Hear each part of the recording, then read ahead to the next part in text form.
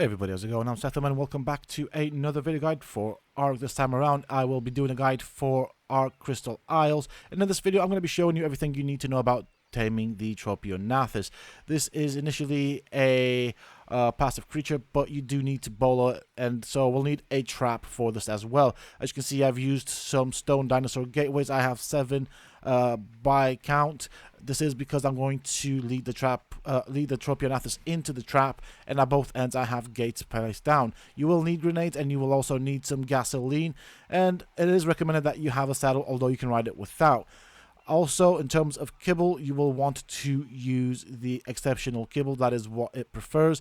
And of course, as I said, you don't need a saddle to ride it, but in order to make the most use out of the Tropeognathus, you will want the saddle. This is a bit expensive to craft, but it is totally worth the investment because it unlocks a ton of new abilities for this creature. This is where it actually shines. So you can craft the saddle at level 65, and of course it can be a bit expensive.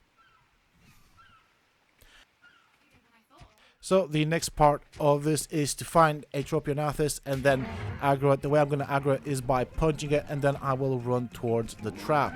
It is normally a passive creature until you attack it, and it will aggro on you even when you use the bowler, so do bear that in mind. So I have initially removed the gates to one end of the trap, and that is because I find it easier to place them down whilst the Tropeognathus is aggroed onto me. So it's still in the air. I'm going to wait for it to land. Once it lands, I will re-aggro it. And it can be a bit derpy doing it this way, simply because you are on foot and the Tropeognathus is somewhat quicker than you are. It is also fairly maneuverable as well. So if it's aggroed on the trap, I will let it hit me once or twice, simply because I want to change its aggro from the trap to me.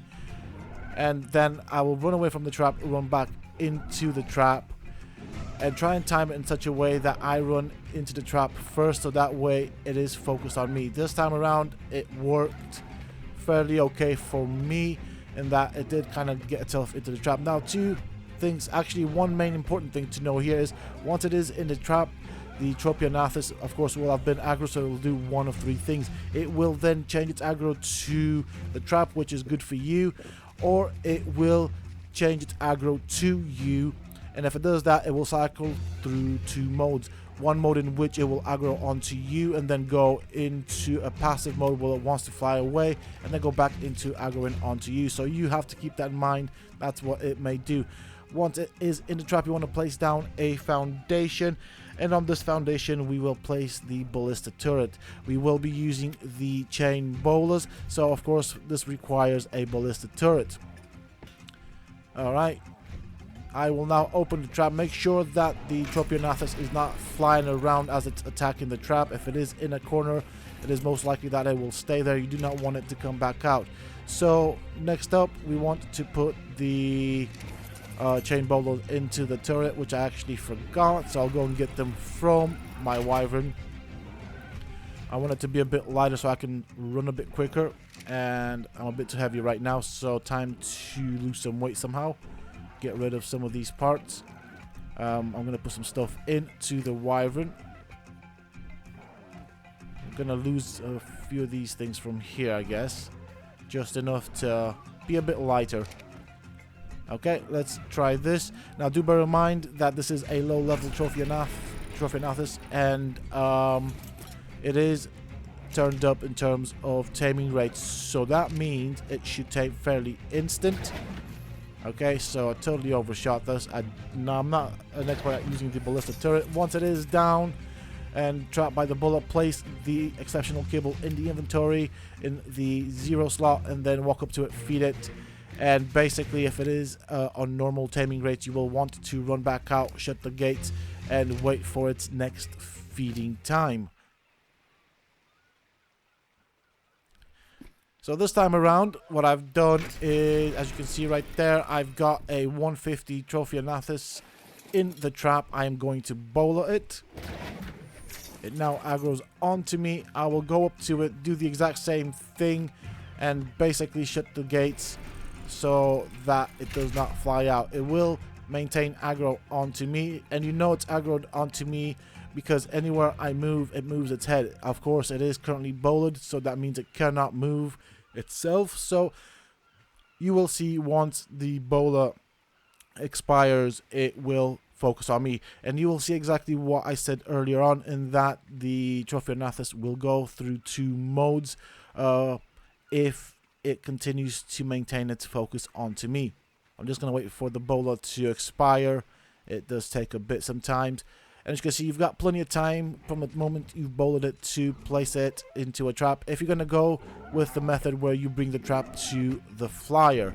So what I suggest in this case, if you're going to use that method, is you bowl it, and then of course you place 3 to 4 gateways down with gates at both ends before the bowler expires. You might have also some time to feed it the kibble. Do bear in mind you can only feed it the kibble once it has been bowled, so very important to note there. So you saw exactly what I mean. Now it's doing its fly thing, it's just basically ignoring me, and then it will cycle to going back to being aggro on me and wanting to attack me. So eventually, after much patience, you will have a tamed flyer. Do bear in mind that the times or the time between feeds is excruciatingly long, so it will take quite a while. As you can see, it does have the ability to fly just like the Tapahara, and as you heard, of course, it does also make the same noises. If you double tap space, it will do that little flap there that you saw before, which is basically a knockback just like the wyverns, and it can knock back small creatures. It has decent carry weight, and you will want to place the gasoline and bombs in its inventory to get the best out of the saddle. You press control to go into the jet mode, and if you have control pressed, you can also press shift to go into this basic afterburner thing where it flies a lot faster. With the mouse, you can then start firing the grenades. They seem to explode at a certain distance, so that is a bit of a challenge. I mean, it is fairly maneuverable, fairly fast.